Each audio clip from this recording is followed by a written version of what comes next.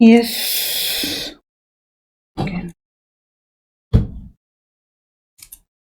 Yes. Hello C inter students, कैसे हो? बढ़िया। मैं भी बहुत बढ़िया हूँ। आज फिर से हम और एक क्वेश्चन करेंगे आरटीपी मई 2025 का। ठीक है, आई होप आपने मेरे पीछे के वीडियोस देखे होंगे। नहीं देखे होंगे तो वो प्लेलिस्ट मैंने डिस्क्रिप्शन में दी है। एंड सीए इंटर ऑडिट के रिकॉर्डेड क्लासेस अगर आपको खरीदने हैं तो उसकी भी लिंक मैंने नीचे दी है। ओके, तो स्टार्ट करते हैं। हमने पहले कौन सा वाला किया था? Nature, objective and scope of audit से रिलेटेड क्वेश्चन किया था। ठीक है, अब हम सेकेंड चैप्टर से रिलेटेड क्वेश्चन करेंगे, क्वेश्चन नंबर 10। चलो पहले क्वेश्चन पढ़ते हैं। ठीक है, उससे फिर रिलेटेड मैं कुछ टिप्स बताऊंगी, फिर हम आंसर की तरफ बढ़ेंगे। क्लियर? चलो, क्या लिखा है? ATL private limited manufacturing company. ठीक है, क्या अपॉइंट किया उन्होंने? सीए अपॉइंट किया 23-24 के लिए। सिंपल, सीए को as a auditor of course appoint किया। ठीक है, given complexity of company and operation and need of systematic approach, he मतलब कौन? Auditor Atul plans to design detailed audit program. क्या बोला है? Detailed audit program. दिमाग में घंटी पहली बजी। दूसरा, to ensure accuracy of financial assertion. ठीक है, क्वेश्चन क्या है? As a student, if you are assisting CA Atul in constructing this audit program, what are the points you will keep in mind? ठीक है, आई होप क्वेश्चन समझ में। बहुत simple question है, डायरेक्ट क्वेश्चन है। ठीक है, एज इफ कोई केस स्टडी नहीं है। ठीक है, तो इससे रिलेटेड पहले 3 पॉइंट समझ लो। पहला पॉइंट, पहले 15 मिनट में कैसे पता चलेगा कि ये क्वेश्चन करना है कि नहीं करना है? पूरा क्वेश्चन पढ़ेंगे, we don't have time. Simple, आखिरी के 1 या 2 सेंटेंस हमें पढ़ने हैं। ठीक है, तो हमें समझ में आ जाएगा कि क्वेश्चन क्या है। अब इसने सिंपल क्या पूछा है कि अगर आप एज ए सीए स्टूडेंट अगर आप उसको असिस्ट कर रहे हो तो ऑडिट प्रोग्राम कंस्ट्रक्ट करते टाइम पे कौन सी चीजें दिमाग में रखनी है। सिंपल, तो क्वेश्चन समझ में आ गया। ये सब पढ़ने की जरूरत नहीं, टाइम बच गया। अगर आपको पता है ऑडिट प्रोग्राम क्या होता है, अगर आपको पता है क्या चीजें दिमाग में रखनी है, तो आप उस क्वेश्चन को सिलेक्ट कर सकते हो। ठीक है, ये हो गई 15 मिनट की प्रोसीजर। ठीक है, दूसरी चीज, अब जैसे हमने ऊपर देखा था, ऊपर प्रॉपर केस स्टडी थी। ठीक है, क्या था कि जो भी कंपनी के बारे में बात कर रहे थे, फिर उसका ऑडिटर क्या कर रहा था, फिर मैनेजमेंट ने क्या किया। ठीक है, फिर तुमको उसको कॉन्सेप्ट को और केस स्टडी को मैच करके कंक्लूजन लिखना था। अगर आपने वो वीडियो नहीं देखा है तो आप जरूर जाके देखिए, तो आपको पता चल जाएगा क्या क्वेश्चन था। ठीक है, तो वो एक केस स्टडी थी। ठीक है, तो केस स्टडी को लिखने का क्या फॉर्मेट रहता है, हमने कैसे देखा था? सिंपल, पहले आप कॉन्सेप्ट या जो भी प्रोविजन है वो लिखो, बीच में आप एक शॉर्ट में जो केस स्टडी है वो लिखो, और लास्ट में दोनों को मिला के कंक्लूजन लिखो। क्लियर? बट हर क्वेश्चन का आंसर लिखने का फॉर्मेट ये नहीं हो सकता, वो हमें क्वेश्चन देख के समझना होगा।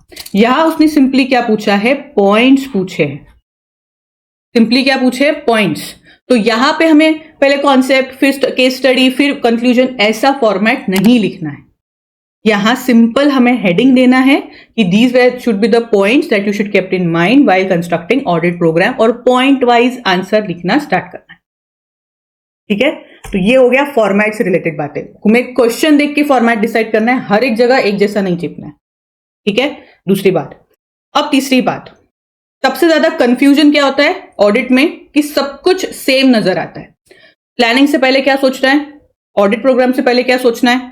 ठीक है, फिर और कोई भी ऑडिट को ज्वाइन करने से पहले क्या सोचना है, क्या ढूंढना है, ये सब चीजें एक जैसी दिखती है, एक जैसी लगती है। ठीक है, इसीलिए बच्चों को समझ में नहीं आता कहाँ क्या पॉइंट लिखना चाहिए।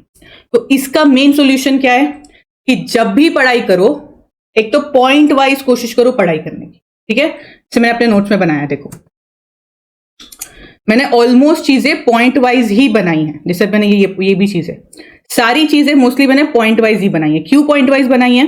ताकि हमें पता चले कि किस चीज का क्या आंसर है। आंसर भी तो लिखना है ना, कॉन्सेप्ट समझना जरूरी बट आंसर भी लिखना पड़ता है। ठीक है, तो पॉइंट वाइज पढ़ने से क्या होता है, हमें पता चलता है किसका क्या आंसर है, उसका हेडिंग पता होना चाहिए और उसके रिलेटेड क्या पॉइंट्स है वो हमें पता होने चाहिए। ठीक है, ताकि हमें कंफ्यूजन ना हो।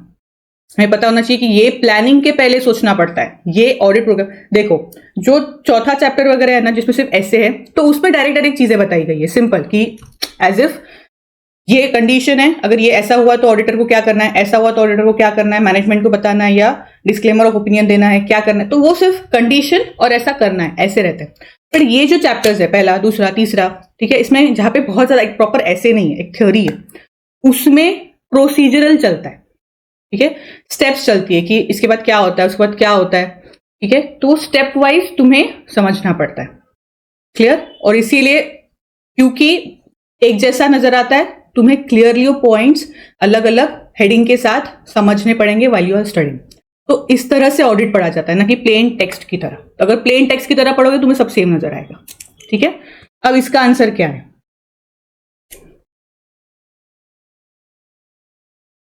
क्वेश्चन समझ गया? देखो क्या लिखा है कि for the purpose of program construction following point should be kept in mind. Direct question लिखा हुआ है, मतलब हेडिंग और सिंपल आंसर।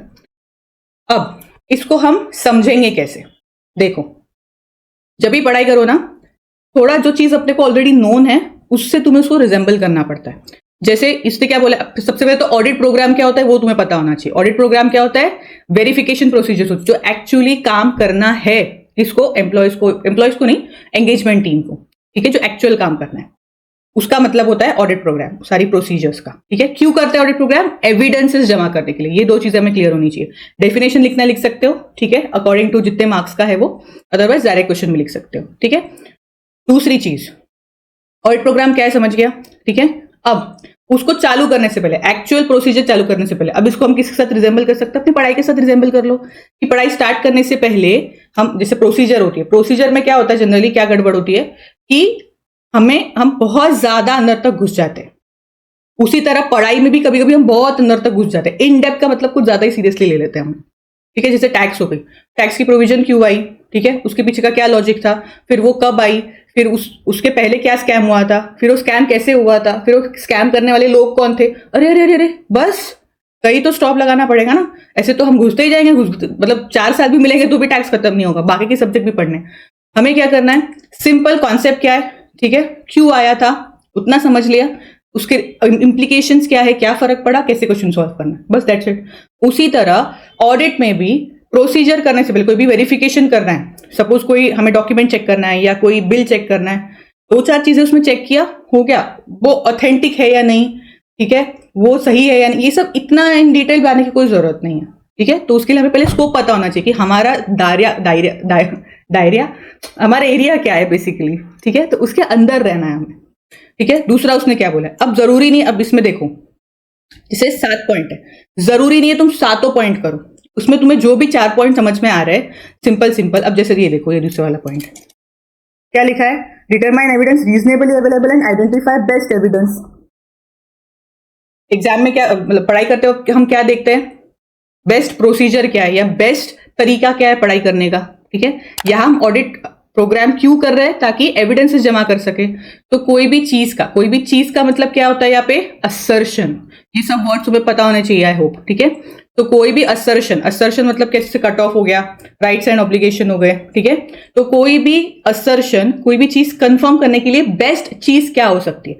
अब जैसे राइट्स एंड ऑब्लिगेशन चेक करने के लिए किसी भी बिल्डिंग का कि ये कंपनी के नाम पे है या नहीं, राइट्स एंड ऑब्लिगेशन चेक करने के लिए बेस्ट चीज क्या तुम चेक करोगे, title deed, so that is the best evidence, ठीक है। तो हर चीज का बेस्ट एविडेंस क्या हो सकता है ये भी हमें पहले सोचना पड़ेगा, एट रैंडम कुछ भी चेक करते नहीं बैठना है, ठीक है। उसके बाद और क्या उसने बोला है कि उतनी ही ऑडिट प्रोसीजर परफॉर्म करो जो जरूरी है, यूजफुल है, ठीक है। ऐसा नहीं कि तुम हर मटेरियल से पढ़ते रहो, जो भी मटेरियल यूजफुल है, जो भी तरीका यूजफुल है काम मतलब पढ़ाई करने का, तो तुम उसी को फॉलो करो। हर तरीके से पढ़ने की जरूरत नहीं, तुम रिवीजन कर रहे हो तो तुम पढ़ भी रहे हो, फिर तुम लिख भी रहे हो, ठीक है, फिर तुम किसी को पढ़ा भी रहे हो।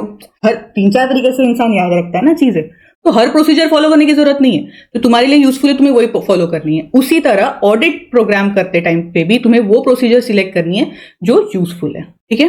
उसके बाद 2 छोटे-छोटे कंसीडर कर लो, कंसीडर ऑल पॉसिबल एरर, ठीक है।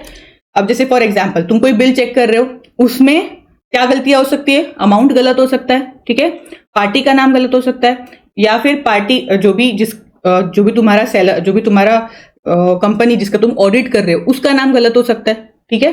तुमने ये 2-3 चीजें चेक करके छोड़ दी, अरे बट हो सकता है कि जो डेट है वो अगले साल की हो, कट ऑफ असर्शन कहाँ ठीक हुआ उसका। तो इसलिए तुमको सब कुछ उसमें क्या, एक ही चीज में क्या 4 चीजें चेक करनी है वो तुम्हें पता होना चाहिए बिफोर स्टार्टिंग, ठीक है। And last, coordinate the procedures related items. मतलब क्या, सिंपल, अगर तुम कैश चेक कर रहे हो या पेटी कैश चेक कर रहे हो, ठीक है, तो ये सब कुछ साथ में चेक करना पड़ता है, अदरवाइज इधर से उधर कैश शिफ्ट हो सकती है, वो तुम्हें कोऑर्डिनेट करना पड़ेगा, ठीक है।